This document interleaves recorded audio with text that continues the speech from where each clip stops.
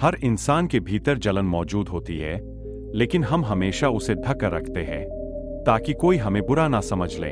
लेकिन जो व्यक्ति अपने भीतर उठने वाली उस जलन को देख लेता है, वही उसका समाधान भी कर सकता है। आज की कहानी एक ऐसे ही व्यक्ति की कहानी है जिसने अपनी जलन को पहचाना और खुद को सुधारने का निश्चय भी किया।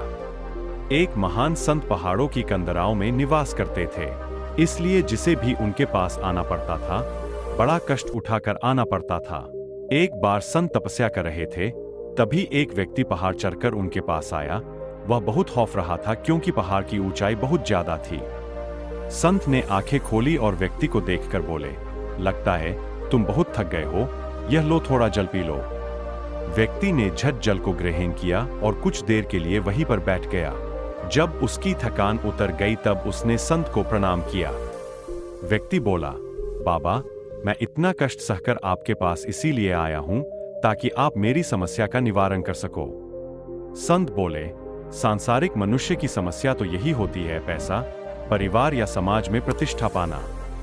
व्यक्ति बोला, महाराज, मेरे पास धन की कोई कमी नहीं है, मेरा परिवार भी बहुत अच्छा है और समाज में मेरी बहुत प्रतिष्ठा भी है।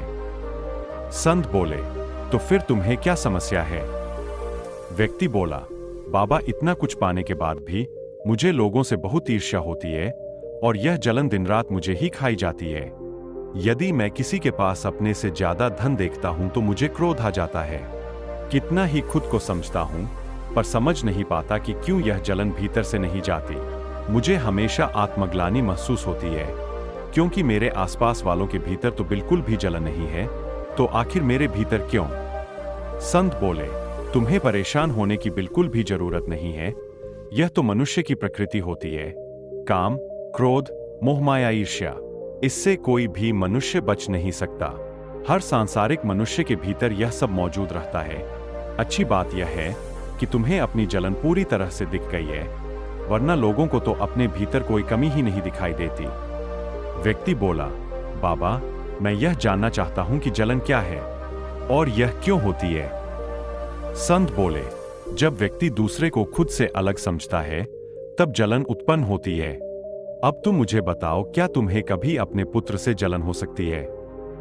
व्यक्ति बोला, नहीं बाबा, मेरा पुत्र अभी छोटा सा बालक है, मैं कैसे उस जल सकता हूं? संत बोले, यह तुम्हारा भ्रम है कि तुम उससे इसलिए नहीं जलते कि वह तुम्हारा पुत्र है। असल में बात यह है, तुम उसे खुद से भिन्न नहीं समझते, क्योंकि जीवन के प्रति उसके अपने कोई भी विचार नहीं है। लेकिन जैसे ही उसकी आयु बढ़ेगी और तुम्हारा पुत्र जीवन के प्रति अपना एक नजरिया तुम्हारे सामने रखेगा, जो कि तुम्हारी बातों से बिल्कुल नहीं मिलता होगा, तो उस दिन तुम्हें अपने पुत्र से भी जलन होने लगेगी।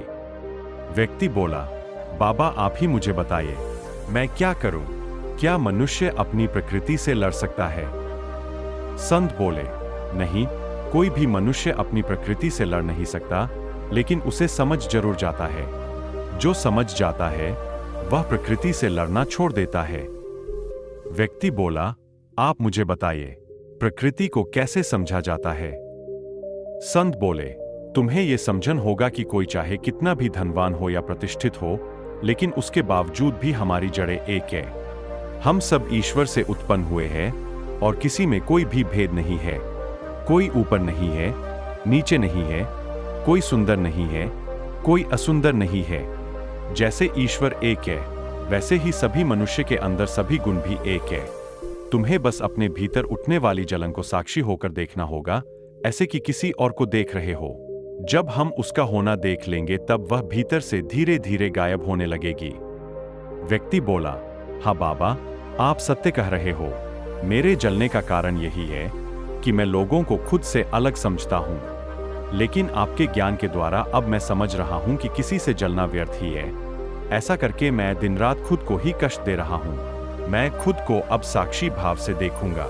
मेरा इतना दूर आना सफल रहा। व्यक्ति ने संत को प्रणाम किया और वह वापस अपने घर की तरफ लौट गया। इस कहानी से हमें यह शिक्षा मिलती है कि जलन कैसे हमें दुख की आग में तपाती है और यही जलन बढ़कर अपराध में भी बदल जाती है। इसलिए दूसरों को हमेशा खुद की तरह देखो। ज्यादा से ज्यादा लोगों की मदद करने की कोशिश करो। ऐसा करने से आपकी जलन की प्रवृत्ति धीरे धीरे कम हो जाएंगी। दोस्तों, अगर आपको ये कहानी अच्छी लगी हो तो कृपया करके आपकी प्यारी चैनल पीसफुल बुद्धा को सब्सक्राइब अवश्य करें ताकि ऐसी ही सीख देने वाली कहानी हम आप तक पहुंचा सके।